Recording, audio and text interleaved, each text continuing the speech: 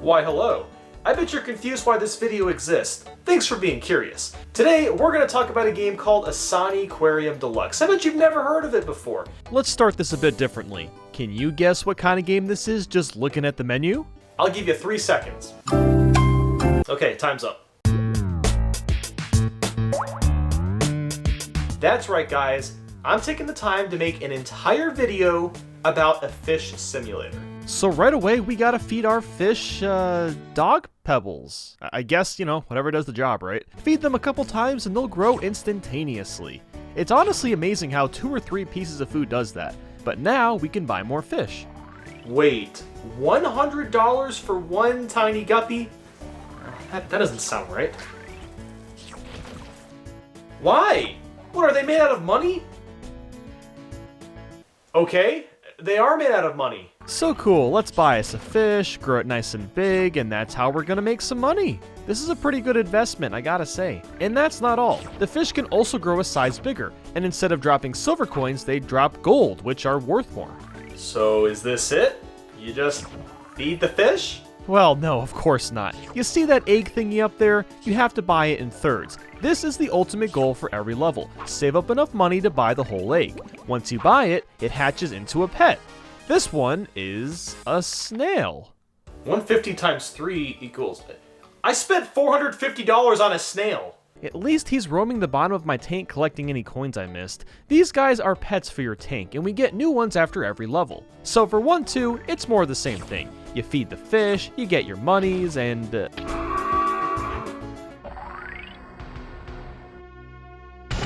Oh god!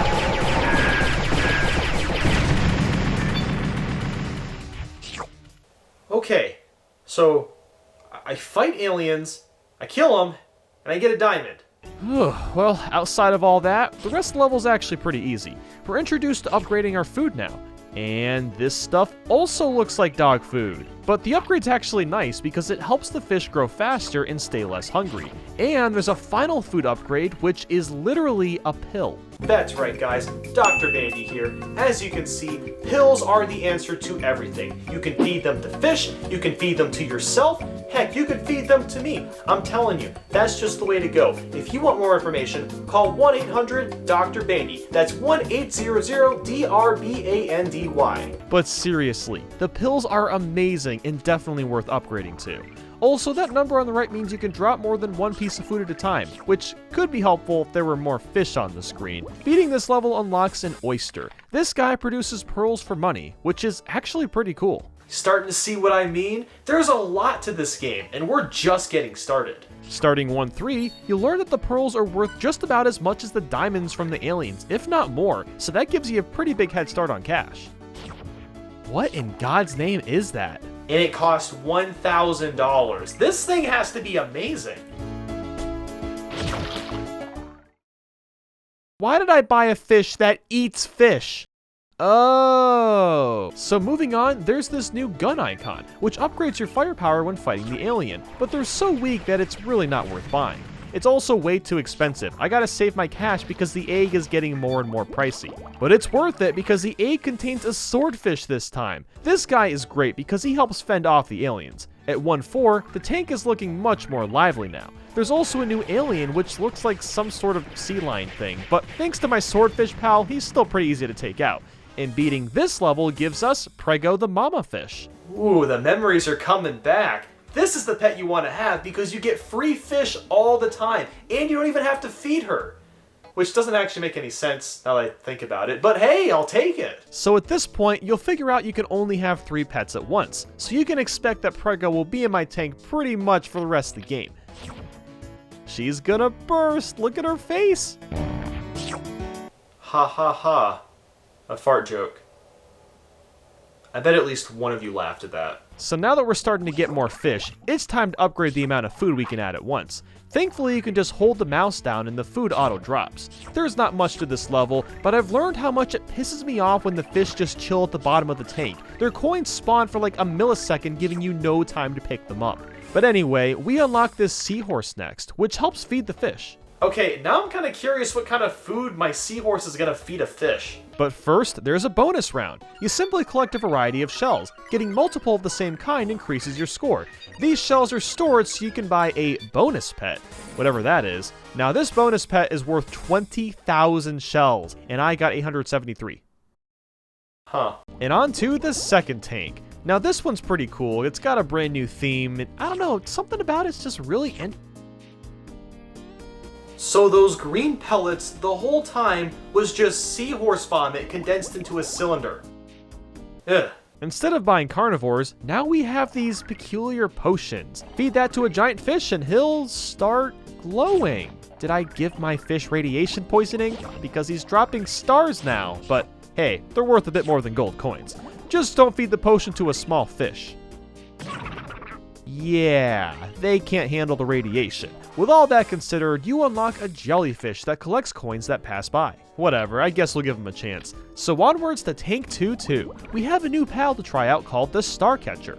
Can you take a wild guess how he works? Yep, he eats stars and spits out diamonds. So basically, it's just the carnivore, but more annoying to deal with. After this level, you'll unlock Vert the Skeleton. He drops gold coins, but you don't have to feed him. That would have been more useful in the first tank, but we'll give him a try. So now we're on to 2-3, and you know, I really think I'm starting to get the hang of things. Type G? What is a Type G? I can't shoot him! Oh, okay, eat the freaking food, eat it! Whew, okay, we survived. With one fish to spare.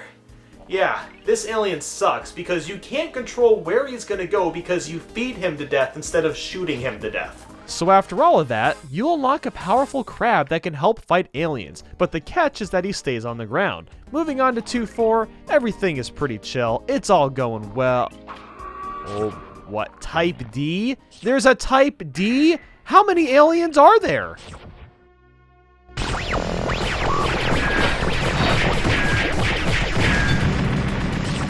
He wasn't so bad anyway, outside of, having to shoot his homing missiles. After a pretty long game, we get a mermaid that, when she sings, makes the fish drop extra money. Wait a minute? That's the same mermaid as on the menu. Interesting. Tank 2-5 doesn't really have much to show off, but look at this. $10,000 for 1/3 of the egg. Damn, things are getting spendy. Oh yeah, also, 2 aliens showed up at once and ate all of my star catchers. After another long match, the $30,000 egg gave me a whale that shelters baby and medium fish from aliens. You know, that actually sounds great, but why not shelter all of the fish? Well anyway, the tank ends with another bonus round. I get a bunch more shells, and I'm still not even close to 20,000. Moving on though to the next world. This one has a very relaxing vibe accompanied with some Chinese-styled music. Instead of poisoning my fish with potions and buying star catchers, we have a guppy cruncher this time. And they do indeed crunch those guppies. This creature is so annoying to take care of though, because they only eat baby fish and you usually have to lure those fish down to the ground. These guppy crunchers aren't very self-sufficient. They do, however, give me beetles, which I'm guessing they'll be useful later on. Finishing up, we get a turtle that slows down the fall rate of money. And this guy is so useful. Check it out. Oh yeah, I can actually get everything now. Ah, a beetle muncher. The beetle muncher wants the beetles. What a creative name for this fish. Well, if you can even call it a fish, looks more like a cow's eyeball. So the muncher drops pearls. This is when you kind of realize that pearls are worth more than diamonds. So the struggle of actually feeding these beetle crunchers are kind of worth it. I take that back. So after dealing with the stupid crunchers, we finish the level and receive a robot fish that drops bombs. Apparently clicking the bombs gets you money. Tank 3-3 introduces yet another new alien, which is a giant octopus holding kitchen utensils. You gotta admit, this game can be really creative, but this boss is irritating because he refills health if you shoot him when he's blue. If you're patient enough though, he's not terribly difficult to defeat. Also, listen to the octopus's roar.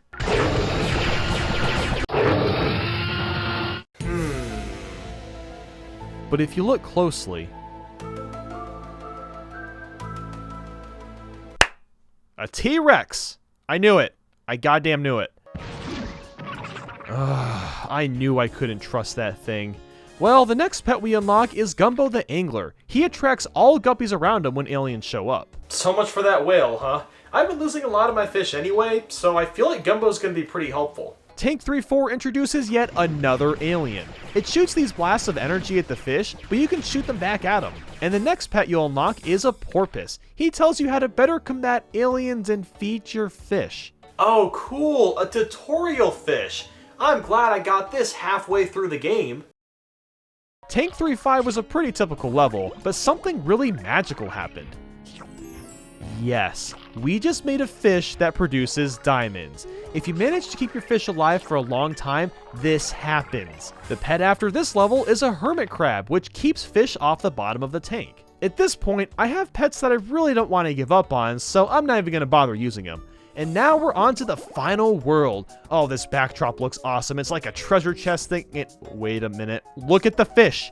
That's a prego fish. Dude, I'm gonna get fish out the wazoo now. It also looks like the carnivores are back in town for this tank, and thank God, because they're my favorites. I've also realized I really don't need the mermaid anymore, because there's no way in hell I can collect half these coins, with or without her singing. The pet for this level is a manta ray, which tosses up coins or food that was missed. That sounds useful, but honestly things are just getting too hectic. Let's move to tank 4-2. All is good, things are going nice and swell, and another alien type. Seriously, how many freaking aliens are there? Oh, right, of course, it's a two-headed snake thing. He's not that hard to defeat, honestly. I've mastered shooting these aliens. Well, I guess let's grab a carnivore. What in the frick is that? A $10,000 fish? I'm pretty sure this thing is genetically modified. Jesus, this thing is like 1/8 the size of the whole tank. Oh my god, it eats carnivores. I'm not really sure if that was worth the price. That treasure chest was $2,000. I've been playing for just a few minutes with this Ultravore and I've gotten over $10,000 already. This is just nuts. Oh, a new alien. Okay, let's keep the Ultravore safe, okay?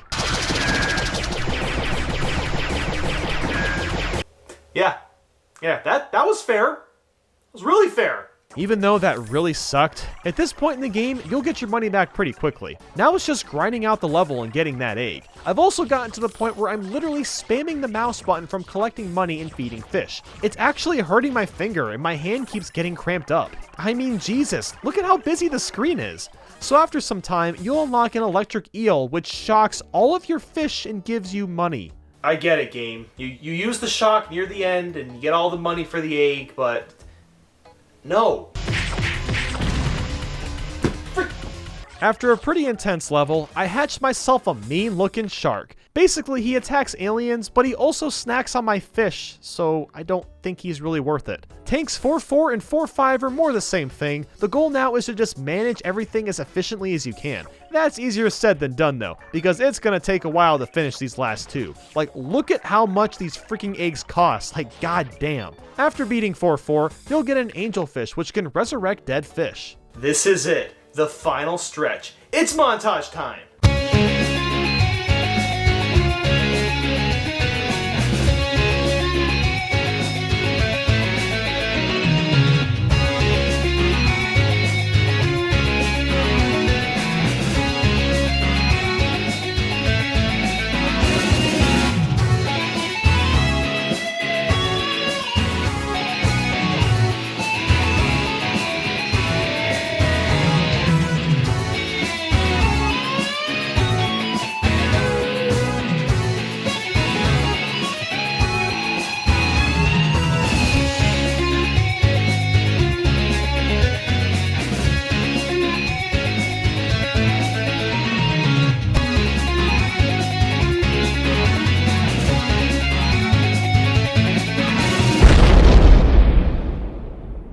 Yeah, I got it.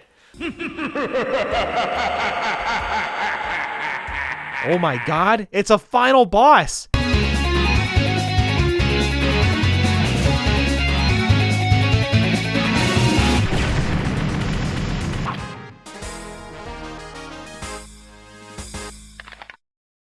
And to think it all started from just feeding fish.